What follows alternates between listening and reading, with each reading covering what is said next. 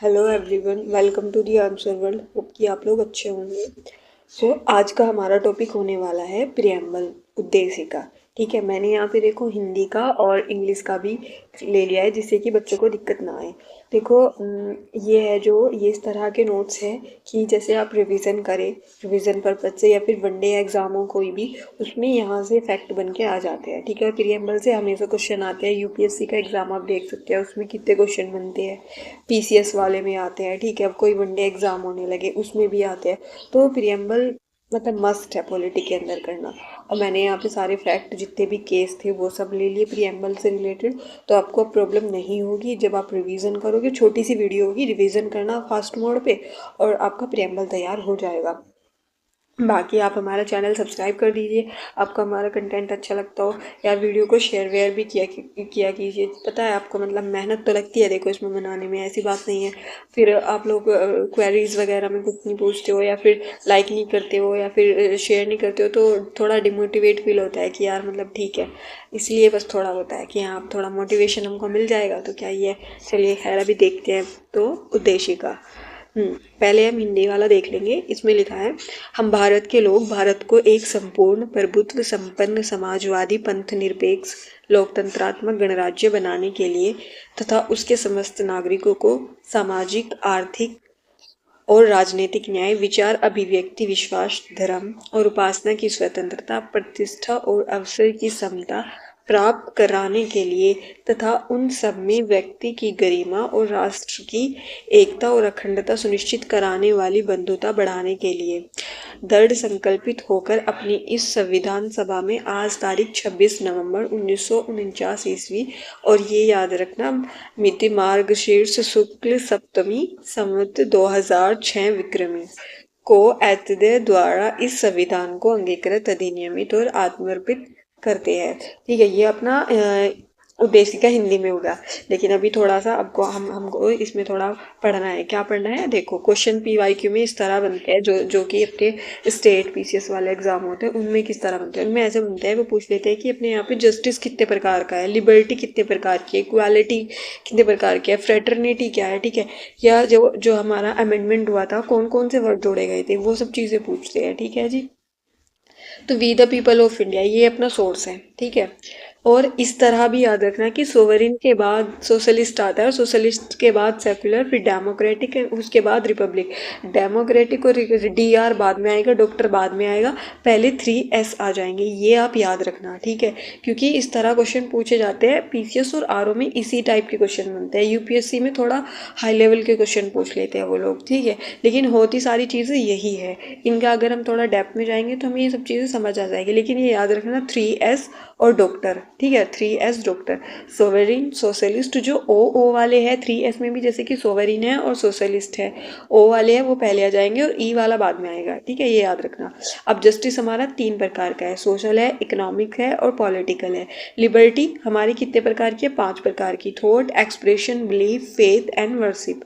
Equality of status of opportunity. ठीक है, ये इक्वालिटी हमारा ये दिया गया है।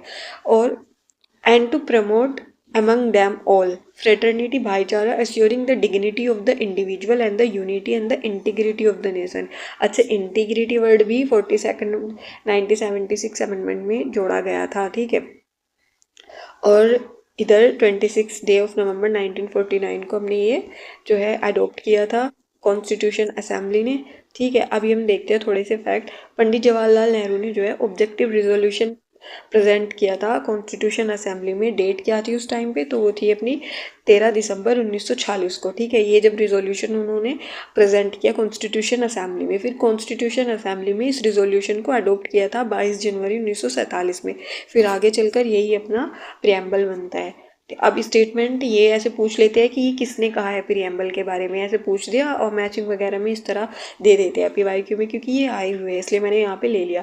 के मुंशी ने बोला है कि जो प्रियम्बल है is a political horoscope of constitution of India, मतलब ये जन्म कुंडली है अपने संविधान की। सर कृष्णा स्वामी अय्यर ने बोला है preamble represent our dreams and thoughts, amendment अपने प्रियम्बल में एक ही हुआ था 42 1976 कॉन्स्टिट्यूशनल अमेंडमेंट एक्ट, और उसमें 3 वर्ड जोड़े गए थे, सोशलिस्ट, सेक्युलर, इंटीग्रिटी। ये सिर्फ दिखाने के लिए थे, ऐसी बात नहीं कि जब इससे पहले हमारा जो कॉन्स्टिट्यूशन था वो सोशलिस्ट और सेक्युलर और इंटीग्रिटी ये नहीं थी, उसके अंदर थी, लेकिन ये ऐसे एक्सप्रेस नहीं कर रखा था कॉन्स्टिट्यूशन के अंदर। ये फिर इंदिरा गांधी जी आई, उन्होंने अमेंडमेंट किया और उन्होंने ये वर्ड्स जोड़े थे, ठीक है। और केस देख लेते हैं। पहला केस है DS नकारा केस, आया था 1983 में, और इसमें सुप्रीम कोर्ट ने जो है अपने सोशलिज्म के बारे में बताया था कि अपने यहाँ पे जो सोशलिज्म है वो कैसा है, डेमोक्रेटिक सोशलिज्म है। उन्होंने बोला कि जो अपना सोशलिज्म है उसका जो एम होता है वो होता है कि एक डिसेंट लाइफ प्रोवाइड करना, ठीक है, ये मतलब है सोशलिज्म का। GB पंत केस आता है, उसमें सुप्रीम कोर्ट बोलते हैं कि जो डेमोक्रेटिक सोशलिज्म है उसका एम होता है पॉवर्टी, इग्नोरेंस, इनइक्वालिटी जैसी चीज़ों को रिड्यूस करना, कम करना। फिर इंदिरा स्वाने केस आता है 1992 में, और ये किससे रिलेटेड था, ये फ्रेटर्निटी से रिलेटेड था। बेरूबारी केस आता है 1960 में, preamble is not a part of the constitution of India. ये याद रखना, ये आप याद रखना, मैं सच में आपको बता रही हूँ। पता है ऐसा भी आया है कि ऐसे इधर ईयर्स दे दिए और इधर आपके केस दे दिए, तो मैच करने के लिए पूछ लेते हैं कौन सा ईयर किस केस से रिलेटेड है, ठीक है। ये पूछ लेते हैं कि इस वाले केस में क्या बोला गया था, स्टेटमेंट में पूछ लेते हैं वो, इसलिए बोल रही हूँ कि याद रखना। और ये इंपॉर्टेंट है बेरूबारी वाला, ठीक है। वैसे सारे ही इंपॉर्टेंट है, इंदिरा सुहाने वाला भी इंपॉर्टेंट है क्योंकि इसमें 50% वाला सीलिंग वाला जो प्रोविज़न आया था, और क्रीमी लेयर वाला प्रोविज़न इंदिरा सुहाने केस से रिलेटेड है, ठीक है, इसीलिए ये फ्रैटर्निटी से रिलेटेड हो जाता है। बेरूबारी हो गया आपका 1960 में, इसमें बोला था कि कॉन्स्टिट्यूशन का पार्ट नहीं है अपना प्रियम्बल। फिर केशवानंद भारती केस आता है 1973 में, उसमें कह देते हैं कि हाँ प्रियम्बल कॉन्स्टिट्यूशन का पार्ट है, और बेरूबारी केस को वो ओवर रूल कर देते हैं सुप्रीम कोर्ट। फिर गोलकनाथ वर्सेस पंजाब केस 1967 जो आता है, उसमें अपने प्रियम्बल को कॉन्स्टिट्यूशन की आत्मा कहा जाता है कि preamble is the soul of the constitution of India. SR Bommai case 1994 में आता है, और इसमें जो है सेक्युलरिज्म जो है अपना प्रियम्बल के अंदर जो दे रखा है इवन कॉन्स्टिट्यूशन में ही, उसको बोला जाता है कि वो बेसिक स्ट्रक्चर है कॉन्स्टिट्यूशन ऑफ इंडिया का, और जो प्रियम्बल है वो पार्ट है अपने कॉन्स्टिट्यूशन का।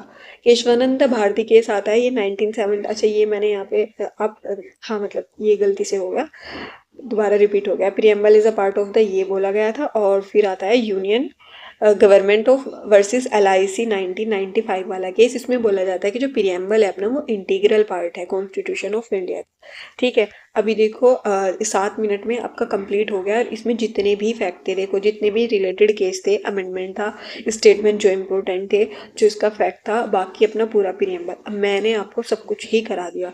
होप कि आपको ये वीडियो अच्छी लगी होगी, और अच्छी लगी होगी तो अपने दोस्तों में शेयर करना, वीडियोस को लाइक वगैरह किया करिए, और चैनल को सब्सक्राइब कर दीजिए। बाकी आप पढ़ते रहिए, अच्छे से अपना ख्याल रखिए।